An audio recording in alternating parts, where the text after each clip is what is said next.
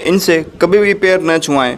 पहला आध्यात्मिक गुरु, दूसरा अग्नि, तीसरा कुमारी कन्या, चौथा गाय, पांचवा ब्राह्मण और छठा अपने से बड़ों से कभी भी पैर न छुआएं। इसका कारण क्या है मैं भी वो भी बताऊंगा आपको। पहले बात कर लेते हैं आध्यात्मिक गुरु। देखिए, आध्यात्मिक गुरु जो होता है वेद और शास्त्रों से वो अध्ययन करके आपको ईश्वर की ओर लेकर जाता है, इसलिए वह आध्यात्मिक गुरु ईश्वर का समान होता है।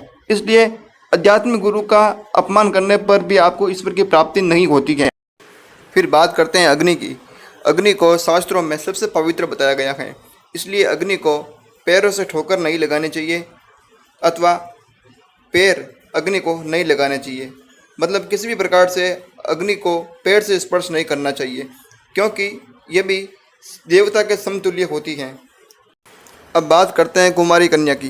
कुमारी कन्या चाहे छोटी हो या बड़ी हो, यदि वह कन्या है और वो कुमारी है तो भी उससे पैरों का स्पर्श नहीं करवाना चाहिए, अर्थात उसको भी पैर नहीं लगाना चाहिए, क्योंकि कन्या जो होती है वो देवी के स्वरूप में होती है।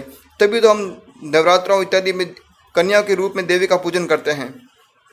अब बात करते हैं गाय के बारे में।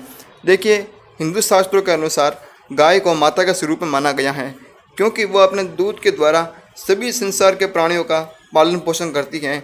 जिस प्रकार अपने माता अपने बच्चे को दूध पिलाती है, उसी प्रकार जो गाय है समस्त संसार को अपने दूध के द्वारा पालन पोषण करती है। इसीलिए गाय भी एक माता के स्वरूप में होती है, इसलिए भी गाय को पैरों से स्पर्श नहीं करना चाहिए।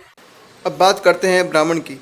देखो, शास्त्रों के अनुसार ब्राह्मण को सर्वोच्च बताया गया है, क्योंकि ब्राह्मण ही होता है जो सभी अनुष्ठानों को कार्य को संपन्न करवाता है। इसलिए ब्राह्मण को कभी भी पैरों से अथवा किसी भी प्रकार से ब्राह्मण का अपमान नहीं करना चाहिए।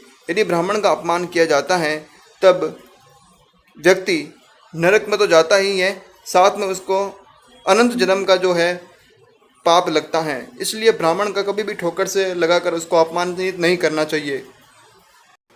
अब बात कर लेते हैं अपनों से बड़ों के बारे में। अपनों से जो बड़े होते हैं उनको कभी भी पैर से स्पर्श नहीं करना चाहिए। जो अपने से बड़े हैं उनको आप पैर से स्पर्श करते हैं तो आप सबसे बड़ी गलती कर रहे होते हैं, क्योंकि इसमें सबसे बड़ा पाप आप ही को ही लगना है, क्योंकि